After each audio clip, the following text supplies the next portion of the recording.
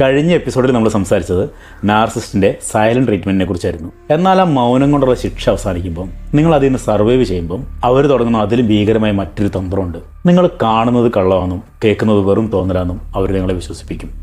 പതുക്കെ നിങ്ങൾ സ്വയം ചോദിച്ചു തുടങ്ങും, എനിക്കെന്തെങ്കിലും മാനസിക പ്രശ്നമുണ്ടോ, അതോ എൻ്റെ ഓർമ്മശക്തി നഷ്ടപ്പെട്ടോ? നിങ്ങളുടെ ആത്മവിശ്വാസം തകർത്ത് നിങ്ങളെ മാനസിക അടിമയാക്കുന്ന ഒരു നാർസിസ്റ്റ് പേഴ്സന്റെ dirty game, the master technique of manipulation, gas lighting.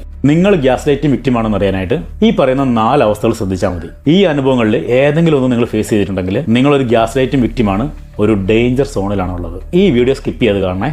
നിങ്ങൾ ആദ്യമായിട്ടാണ് എൻ്റെ വീഡിയോ കാണുന്നതെങ്കിൽ ഫോളോ ചെയ്തിട്ട് നേരെ വീഡിയോയിലേക്ക് പോകാം. നമ്മളൊരു സിനിമ കാണുന്ന പോലെ വ്യക്തമായിട്ടൊരു കാര്യം കണ്ടാലും അവരത് പച്ച കള്ള എന്ന് പറയും. നിനക്കത് അങ്ങനെ തോന്നുന്നതാണ്, നീ വെറുതെ ഓരോന്ന് ചിന്തിച്ചു കൂട്ടുകയാണ് എന്നവർ തറപ്പിച്ച് പറയും. സത്യാവസ്ഥ നിങ്ങളുടെ മുന്നിലുണ്ടാവും. പക്ഷെ അവരുടെ ആത്മവിശ്വാസമുള്ള കള്ളം കേൾക്കുമ്പോൾ നിങ്ങൾ സ്വന്തം കണ്ണുകളെ പോലും സംശയിച്ചു തുടങ്ങും. ഇവിടെയാണ് അടിമത്തം തുടങ്ങുന്നത്.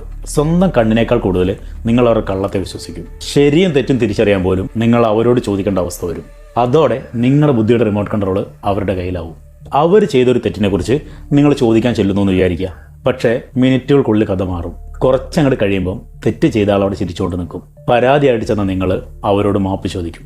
നിങ്ങളുടെ സങ്കടത്തെ അവർ ഡ്രാമ എന്ന് വിളിച്ച് പുച്ഛിക്കും. ഈ ഒരു അവസ്ഥ നിങ്ങളെ മാനസികമായിട്ട് തളർത്തും.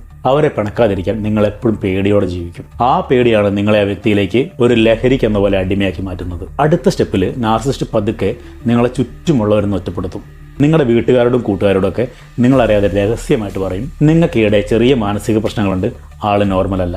നിങ്ങളെ അത് ധരിപ്പിക്കും. ഇത് വിശ്വസിച്ച് ചുറ്റുമുള്ളവർ നിങ്ങളെ സംശയത്തോടെ നോക്കും. നാളെ ഈ ഉപദ്രവത്തെക്കുറിച്ച് നിങ്ങൾ ആരോടെങ്കിലും പരാതിപ്പെട്ടാൽ അവർ നിങ്ങളെ വിശ്വസിക്കാത്തൊരവസ്ഥ ഉണ്ടാക്കിയെടുക്കും. നിങ്ങളുടെ ലോകത്തിന് മുന്നേ നിങ്ങൾ ഒറ്റപ്പെടുത്തും, മാനസിക രോഗിയാക്കും. ആ അവസ്ഥയിൽ നിങ്ങളെ സഹായിക്കാനായിട്ടും സപ്പോർട്ട് ചെയ്യാനായിട്ടും ആ നാർസിസ്റ്റ് മാത്രമേ ഉള്ളൂ നിങ്ങളെ തെറ്റിദ്ധരിപ്പിക്കും. അങ്ങനെ നിങ്ങൾ അവരുടെ വലയിൽ എന്നേക്കായിട്ട് കുടുങ്ങും. ഞാൻ ഇല്ലായിരുന്ന നീ എന്ത് ചെയ്താനെ, ഞാൻ ഇട്ടിട്ട് പോയ നിന്റെ അവസ്ഥ എന്താവും?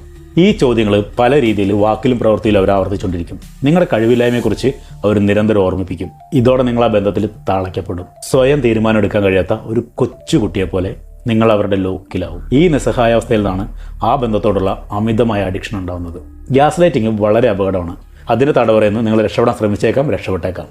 പക്ഷേ ഒരു നാർസിസ്റ്റിന്റെ കളി അവിടെ തീരൂല.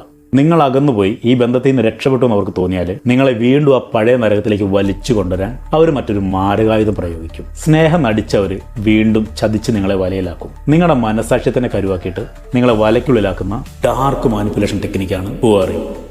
നിങ്ങൾ ഹൂവറിങ്ങിന് ഇരയാണെന്ന് അറിയണ്ടേ? അടുത്ത എപ്പിസോഡിൽ അതിനെക്കുറിച്ച് വിശദമായിട്ട് സംസാരിക്കാം.